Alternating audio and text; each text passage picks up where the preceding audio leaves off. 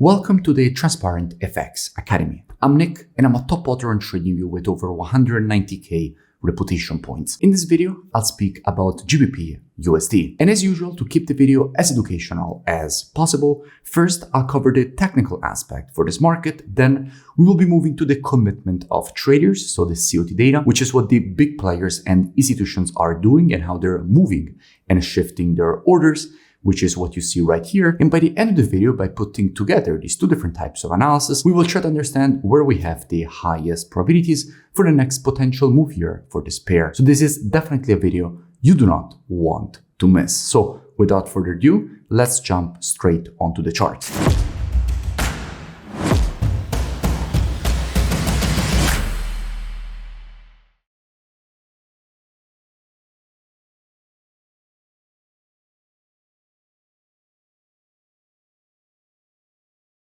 Starting here from the monthly time frame, what we can see is that we have a market which at the moment is approaching an important resistance area. In fact, if we look closely, what we can see is that this zone already in the past was a quite important structure level at which many traders were paying attention. In fact, what we can see is that from here, all this rejection to the upside started. Again, here, the market tested its zone and this green candle was created, and the market broke the level to the downside, and that previous support was turned first resistance here with this first rejection to the downside. Then the market went again into this area, and from here this huge rejection to the downside was printed. So this zone was a quite important previous level of supply and resistance, which the market is now inside of once more. So what we could expect is again the market to potentially respect this area as supply and resistance and start a short-term correction. Now in the long run, I would still expect the market to go and test this level here from which these previous moves to the downside actually started. But in the push to the upside is only normal for the market to have short-term corrections, which then give the strength to the market to actually continue higher, giving the possibility for new institutional buyers to enter the market. And we will be speaking about the institutional positioning in just a few moments when we move to the commitment of traders analysis. But for now, let's keep this in mind and drop down on the weekly time frame. Now, from a weekly perspective, what we had is a perfect inversion of trend. We went from the creation of weekly lower lows and lower highs to now the creation of weekly higher highs and higher lows. So a perfect shift of trend. Now, the last move was the creation of a new weekly higher high. So the next logical step would be to see first a correction and then the continuation to the upside. So the creation first of a higher low and then a new weekly higher high, because that is the natural development of the market. If the market wants to move in an uptrend, it's supposed to create a series of weekly higher highs and higher lows in this case, because we are in the weekly time frame. And every time we have a correction, that gives the possibility for more institutional buying. Now, let's drop down on the daily time frame and see what we have.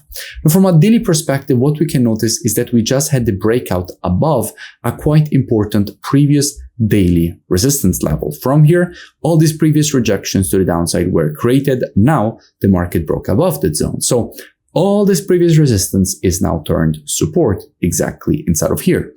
Now, as we have an impulse, what we could expect is a correction back into this level.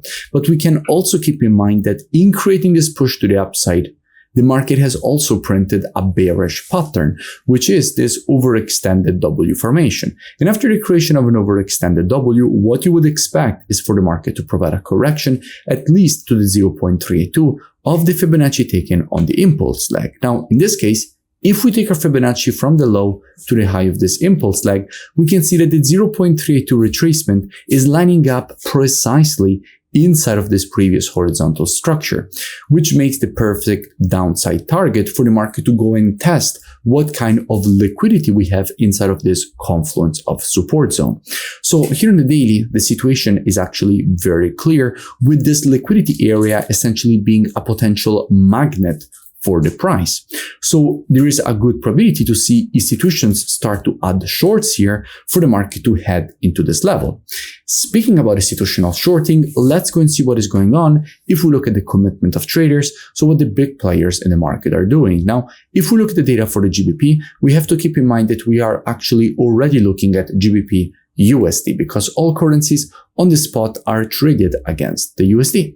And what we can see here is that net positions went from 51.6K down to 34.3K. So we had a massive decrease of net positions, making GBPUSD weaker, with 2,000 longs added with the last report and 6,000 shorts getting closed.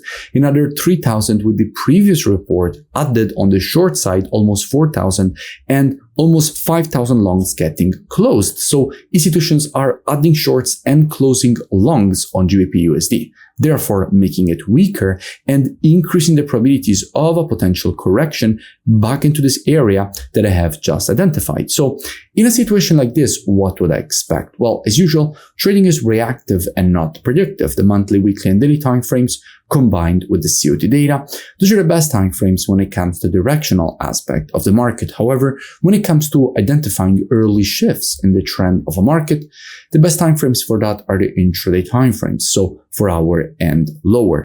And in a situation like this, if the market would shift from an intraday bullish to bearish market, I wouldn't be surprised if, fueled by institutional shorting, the market would head back into this zone, testing it as a liquidity area. That definitely wouldn't surprise me. Now, if you want to learn more, I really recommend that you go and check out my website, which is linked in the description, because what you see me share here on YouTube is actually just the tip of the iceberg. In fact, if you head over to the website in the description, you will have the possibility to join the best trading program on the planet. You will gain access to all the courses ranging from the very basics of charting all the way to the more advanced topics like building automated trading strategies using the MQL4 programming language, building portfolios of strategies using quantitative finance tools like the Quant Analyzer, and much more. You will have the possibility, in fact, to gain access to the trading station software with the Telegram notifications integration, one-on-one private mentoring directly with me,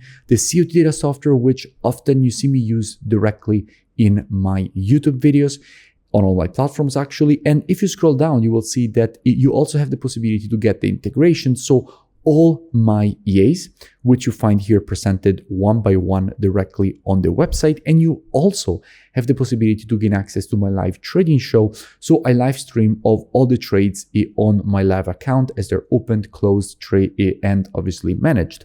And if you continue to scroll down, you will see that you have the possibility to join just after here the testimonials and gain automatically access with the email and password that you will create during the checkout process. So I really suggest that at least you go and check it out. The link is in the description and I will see you in it. If you enjoyed the video, make sure that you click on the like button to support the channel. Also, any questions you might have, let me know in the comments below. Also, new pairs that you would like me to cover in my next videos. Make sure to also subscribe to the channel so you never miss new updates, and I will see you in my next video.